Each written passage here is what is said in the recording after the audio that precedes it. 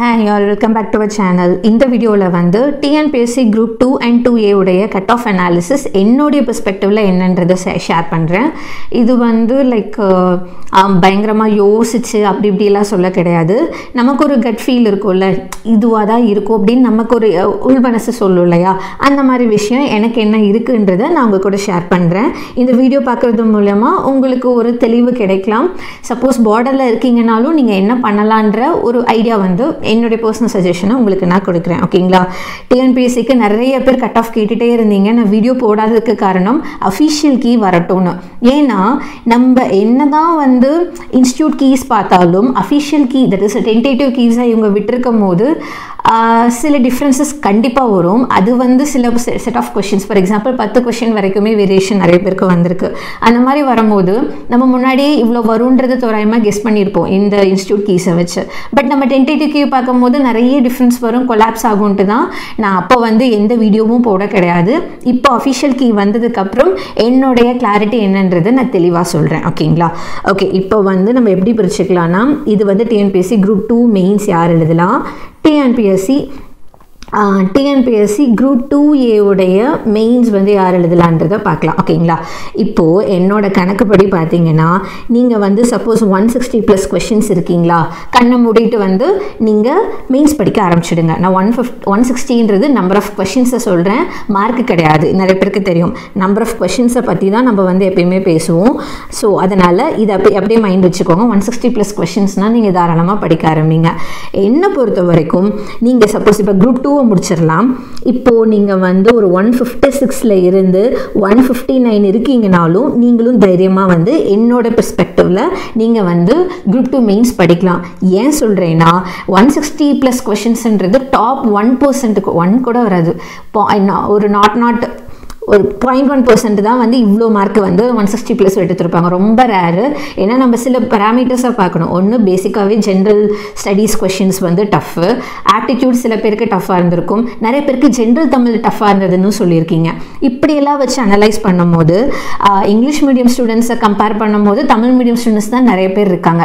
அப்படி வச்சு கொஞ்சம் அனலைஸ் பண்ணி பார்க்கும்போது என் மனசில் படுறது கண்டிப்பாக 160 இருந்தால் கண்ணை மூடிட்டு படிக்கலாம். அதே 156 to 159 நான் எப்படி சொல்கிறேன்னா, இந்த செட் ஆஃப் பீப்புளும் என்னோட கணக்குப்படி நம்ம போல் போட்டிருந்தது, நிறைய பேர் கூட இன்ட்ராக்ட் பண்ணதை வச்சு பார்க்கும்போது நம்பர் ஆஃப் பீப்புள் வந்து எனக்கு தெரிஞ்சு ரொம்ப கம்மியாக இருக்காங்க. அப்படி பார்த்தாலுமே எனக்கு ஒரு 2000 to 3000 பேர் கூட இந்த ரேஞ்சில் வரமாட்டாங்கன்றது என்னுடைய கணிப்பு. ஓகேங்களா, ஸோ நீங்களும் வந்து தைரியமாக உட்காந்து குரூப் 2 மெயின்ஸ் வந்து படிக்கலாம். இன்னொரு செட் ஆஃப் பீப்புள் என்னோட பெர்ஸ்பெக்டிவில் சொல்கிறேன். யாருன்னா, இந்த 154 155 மார்க் எடுத்திருக்கீங்கல்ல, எனக்கு தெரிஞ்சு உங்களுக்கு கண்டிப்பாக வந்துடும். ஓகேங்களா, ஆனாலும் லைக் எப்படி சொல்லலாம்னா கொஞ்சம் வந்து ஒரு பார்டரில் இருக்குமோன்ற மாதிரி என்னை பொறுத்த வரைக்கும். எப்படின்னா நீங்கள் ஒரு 80 இல்லை அப்படி வேணாம், 60% கண்டிப்பாக வந்துடும், 40% மேபி வராமல் போடலாம். இது எல்லாமே சொல்கிறேன் பியூராக என்னோட கெஸ்ஸு. இது கண்டிப்பாக வேரி ஆகலாம். ஏன்னா காம்படிஷன் லெவல் வந்து நம்ம நினச்சதை விட டஃப்பாக இருந்திருக்கலாம், இன்னும் நல்லா பண்ணியிருக்கலாம். இல்லை நம்ம நினச்சதை விட நிறைய பேருக்கு கொஷின் டஃப்பாக இருந்தனால ஒழுங்காக ஆன்சர் பண்ணாமல் இருந்து கட் ஆஃப் ஒன்று கூட குறையலாம். இது எப்படி வேணால் இருக்கலாம். இப்போ நீங்கள் இந்த ரேஞ்சில் வரேன்னு வைங்களேன், என்னை பொறுத்த வரைக்கும் நீங்கள் படிக்கலாம். பட் இருந்தாலும் கொஞ்சம் டவுட்டாக இருக்குன்றப்போ நம்ம ரிசல்ட்டை பார்த்துட்டு படிக்கலாம். அது வரைக்கும் நீங்கள் என்ன பண்ணலான்னா, இந்த 154 155 மட்டும் இல்லாமல் 152 அபவ்ல இருக்க எல்லா ஸ்டூடெண்ட்ஸுமே 2க்கும் குரூப் 2க்கும் 2Aக்கும் காமனாக இருக்க சிலபஸை வச்சு ஃபஸ்ட்டு படிக்க ஆரம்பித்து நோட்ஸ் எடுக்க ஆரம்பிங்க. ஏன்னா இப்போ நமக்கு என்ன நம்ம இப்போ எங்கே இருக்கோம், செப்டம்பரில் இருக்கோமா, அக்டோபர் நவம்பர் விட்டுட்டு நமக்கு டிசம்பரில் விடுறாங்கன்னு வைங்க. டிசம்பரில் விட்டுட்டு அதுக்கப்புறம் ஒரு கொஞ்சம் நாள் கழிச்சு நமக்கு மெயின்ஸ் வருதுன்னு வைங்களேன். இந்த டைமுக்குள்ளே இதில் இருக்க இம்பார்ட்டண்ட்டான காமன் ஏரியாஸை நீங்கள் நோட்ஸ் எடுத்து வச்சுட்டு அதை டிஸ்கிரிப்டிவாகவும் யூஸ் பண்ணிக்கலாம், ஆப்ஜெக்டிவாகவும் யூஸ் பண்ணிக்கலாம். இப்போ நீங்கள் 2க்கு ஏற்ற மாதிரியே படிச்சிட்டிங்கனாலே 2Aக்கு கண்டிப்பாக யூஸ் ஆக போகுது. இந்த மாதிரி காமன் ஏரியாஸை படித்து நீங்கள் குரூப் 2 படிக்கிற வேலையை நீங்கள் ஸ்டார்ட் பண்ணலாம்.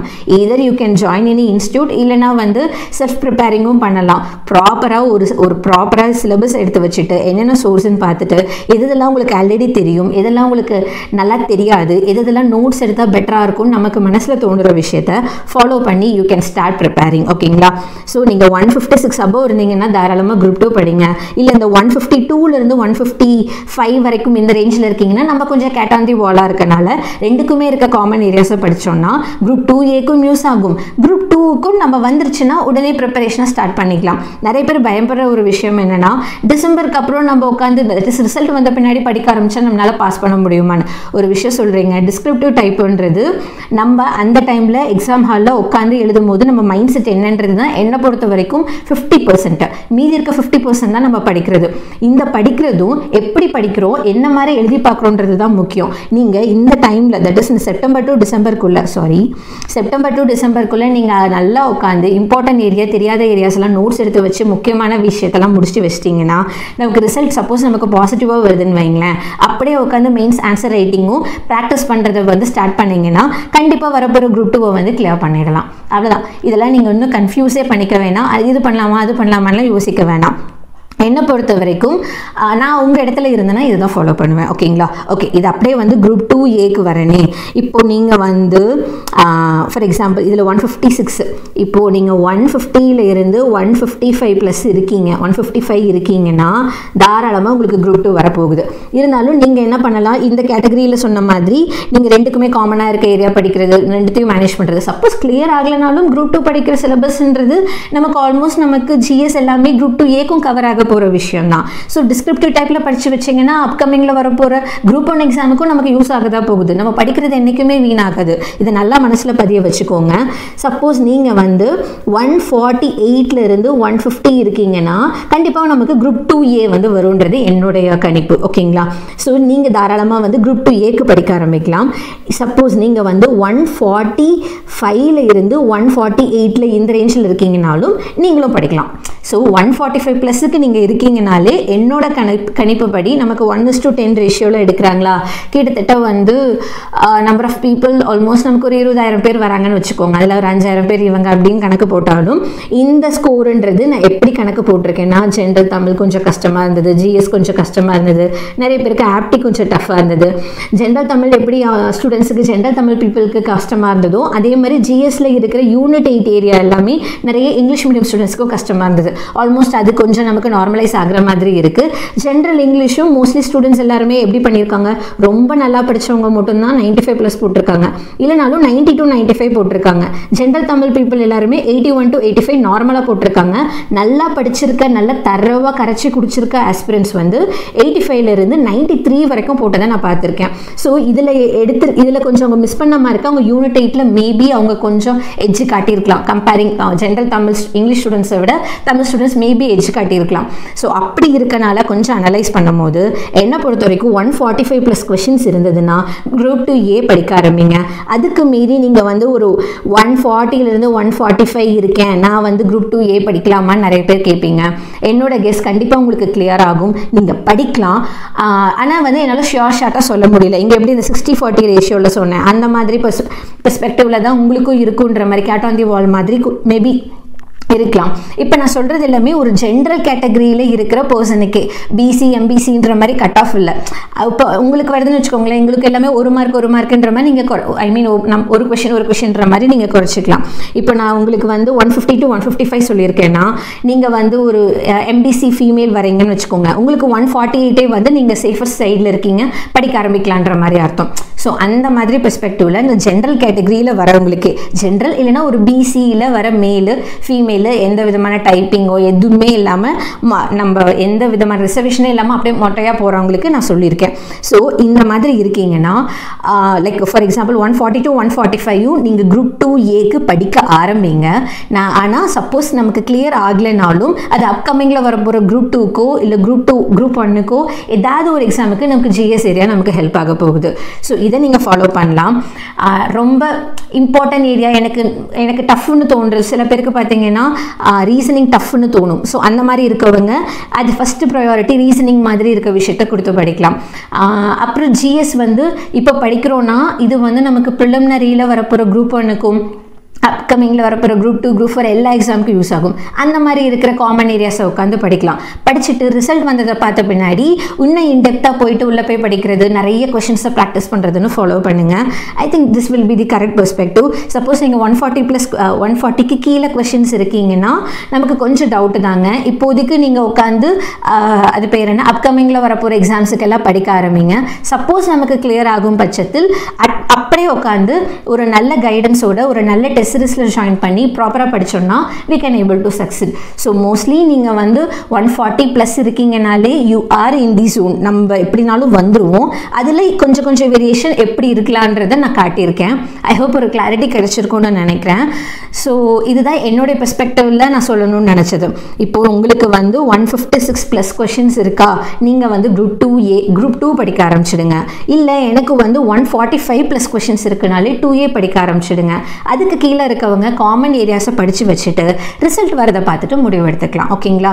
ஸோ நிறைய மணியை ஸ்பெண்ட் பண்ணணும் அப்படிங்கிற மாதிரி சொல்ல மாட்டேன். நான் ஃபர்ஸ்ட் என்ன சொல்வேன்னா, கேட் ஆன் தி வாலில் இருக்க பீப்புள் நீங்கள் வந்து ஃபஸ்ட்டு உட்காந்து சிலபஸை டவுன்லோட் பண்ணி என்ன ஏரியா எனக்கு ஆல்ரெடி தெரியும், எது தெரியாதுன்றதை தெளிவாக நோட் பண்ணி அதுக்கு நோட்ஸ் எடுக்கிறது, சோர்ஸை தேடுறது, அதை உட்காந்து நமக்கு ஹேண்ட் ரிட்டன் நோட்ஸை நம்ம கன்வெர்ட் பண்ணி வைக்கிறதுன்ற ஒர்க்கில் ஆரம்பிங்க. இது ஒரு நல்ல ப்ராப்பர் ஸ்கெடியூலாக போட்டு ரிசல்ட் வர வரைக்கும் ஃபாலோ பண்ணிவிட்டு காமன் ஏரியா இப்போ 2 படிக்கணும்னு நினைச்சு டார்கெட் பண்ணவங்க 2Aல இருக்க காமன் ஏரியாவை படிங்க. 2A தான் டார்கெட்டாக வச்சுருக்கீங்கன்னா 2Aக்கும் நம்ம GS சிலபஸில் இருக்கிற காமன் ஏரியா அடுத்த வரப்போகிற குரூப் 1 குரூப் 2 குரூப் 4க்கு காமனாக இருக்க ஏரியாஸை உட்காந்து படிங்க.